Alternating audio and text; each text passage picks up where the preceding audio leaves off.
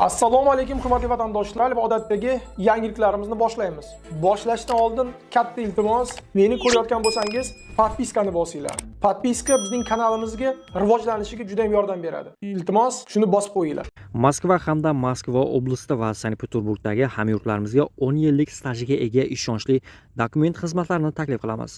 Registratsiya va uni продление qilish, трудовой договор, уведомление, spravkalar, проверка bazalar xizmatlari mavjud. Muhim eslatma, Amina ilovasi to'liq ishlamaganligi sababli registratsiya qilmaganlar zudlik bilan ushbu xizmatdan foydalaning. Hoziroq ekrandagi raqamlarga qo'ng'iroq qiling yoki WhatsAppdan yozing. Diqqat, tezkor xabar. Rossiyada migrantlar yana xo'rlandi. Assalomu alaykum qadrli mehmon. Videodan to'liq xabardor bo'lish uchun videoga like va obuna tugmalarini bosib qo'ying. Moskvadagi qurilish obyektida migrant ishchilar hujjatlarini tekshirish paytida xavfsizlik xodimlari tomonidan xo'rlovchi munosabatga duch kelishdi deb xabar bermoqda kun.uz. Ishchilardan birining xabarga tayanib, nashr manbasining so'zlariga ko'ra, bu joyda O'zbekiston, Qirg'iziston va Tojikiston fuqarolari ishlaydi. Hammaning hujjatlari haqiqiy bo'lishiga qaramay, huquqni muhofaza qilish organlari xodimlari ularni bir necha soat tizzalab o'tirishga, keyin tekshirish davomida uzoq vaqt tik turishga majbur qilishgan. Ishchining so'zlariga ko'ra, tekshirish soat 10 atrofida boshlangan va taxminan soat 17:00 gacha davom etgan. Bu vaqt ichida xodimlar barcha xorijiy ishchilarni bir joyga to'plab, ularning hujjatlarini tekshirgan. Manbaning so'zlariga ko'ra, migrantlarning qonuniy mavjudligi tasdiqlanganidan keyin ham xo'rlovchi munosabat davom etgan. Hammaning hujjatlari joyida edi, lekin muhojirlar maydonda ushlab turilishda davom etdi. Ishchilardan biri nima uchun ular bizga bunday munosabatda bo'lishlarini tushunmayotganini aytgan. Uning so'zlariga ko'ra, migrantlar bunday harakatlar adolatsiz degan fikrda va o'z huquqlari himoyalanmagan deb hisoblaydi. Bu birinchi bunday hodisa emas. O'tgan yili Moskva va Sankt-Peterburgda o'tkazilgan migratsion reydlari paytida xorijiy fuqarolarga nisbatan qo'pol munosabatda bo'lganliklari haqida xabarlar paydo bo'lgan edi. O'shanda O'zbekiston Tashqi ishlar vazirligi Rossiya tomoniga rasmiy nota yubordi. Rossiya Tashqi ishlar vazirligi vakili Mariya Zakharova bunga javoban Moskva notada keltirilgan faktlarni diqqat bilan ko'rib chiqishi va vakolatli organlarga tegishli so'rov yuborishni ma'lum qilgan edi.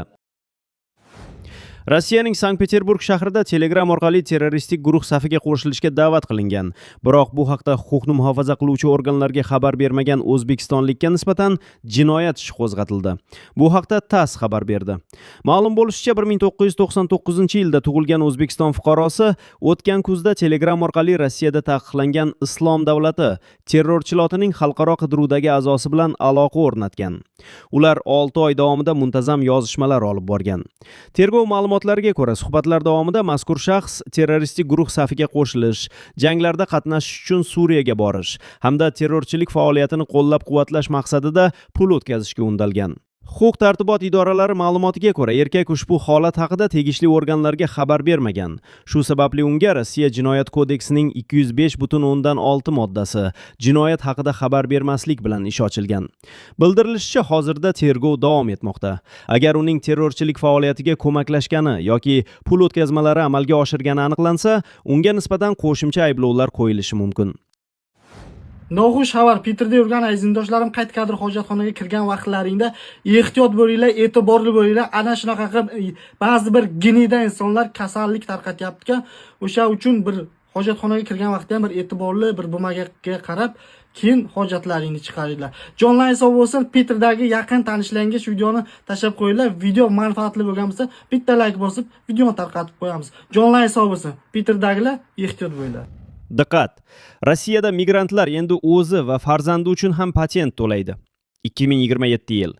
1 yanvardan Rossiyada mehnat migrantlari qaramog'idagi shaxslar va voyaga yetmagan farzandlari uchun patent to'lovining 50% ni ham to'lash kerak bo'ladi. Shuningdek, xorijlikning farzandi 30 yoshga to'lsa va Rossiyada qolish uchun qonuniy asosga ega bo'lmasa, u 30 kun ichida mamlakatni tark etishi yoki patent olishi shart. Agar xorijlikning rasmiy daromadi o'zi va Rossiyadagi oilasi uchun belgilangan yashash minimumiga yetmasa, uning patenti bekor qilinishi yoki uzaytirilmasligi mumkin.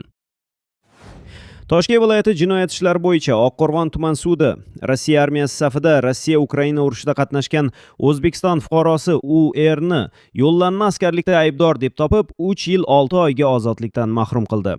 U jazoni umumiy tartibli koloniyada o'taydi. 32 yoshli UR aybiga to'liq iqror bo'lib, o'zining qanday qilib urushga borib olgani haqida batafsil ko'rsatma bergan. Uning aytishicha, u 2013 yildan beri ishlash maqsadida xorijga chiqib turgan.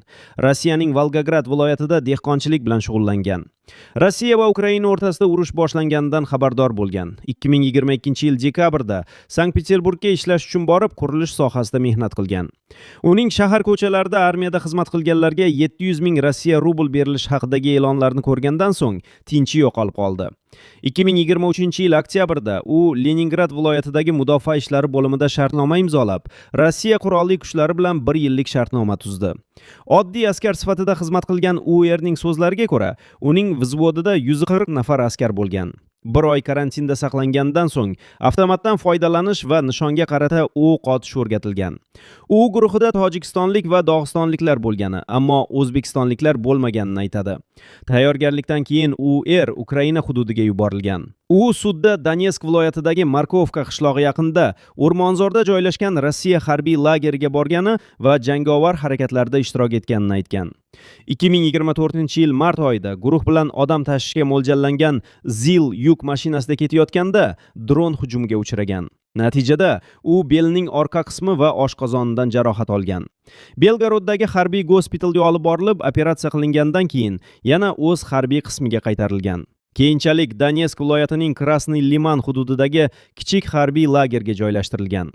2024-yil 19-sentyabrda UR Kharkov viloyatida askarlar uchun joy tayyorlashga ketayotganda yana dron hujumiga uchragan. Portlash natijasida uning o'ng oyog'i va o'ng qo'liga snaryad parchalari tekkan.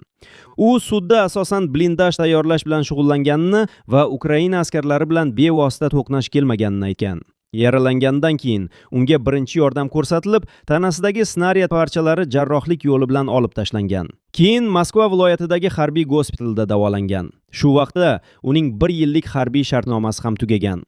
Sudlanuvchining ko'rsatmasiga ko'ra, u 2024-yil 25-oktyabrda harbiy qismdan chiqib, zaxiraga bo'shatish haqida komandirga bildirgi yozgan. Javobni 2025-yil yozigacha kutgan va keyin zaxiraga chiqarilib harbiy guvohnoma olgan. Harbiy xizmatdan keyin UR Sankt-Peterburgda taksichilik bilan shug'ullangan. 2026-yil 19-yanvarda UR Sankt-Peterburgdan uchib, Farg'ona viloyati orqali O'zbekistonga kirib kelgan va taksida Oqqo'rg'ondagi uyiga borgan. Tekshiruv chog'ida uning telefoni ko'zdan kechirilgan. Telefon galereyasidan bir nechta shaxs harbiy kiyimda va qurol bilan tushgan 7 ta fotosurat topilgan. Jazo tayinlashda sud uning aybiga to'liq iqror bo'lgani, qilmishidan pushaymonligi, avval sudlanmagani va boshqa yengillashtiruvchi holatlarni hisobga olgan. Jazoni og'irlashtiruvchi holatlar aniqlanmagan. Natijada sud Jinoyat kodeksining 57-moddasini qo'llab, URni 3 yil 6 oyga ozodlikdan mahrum qildi.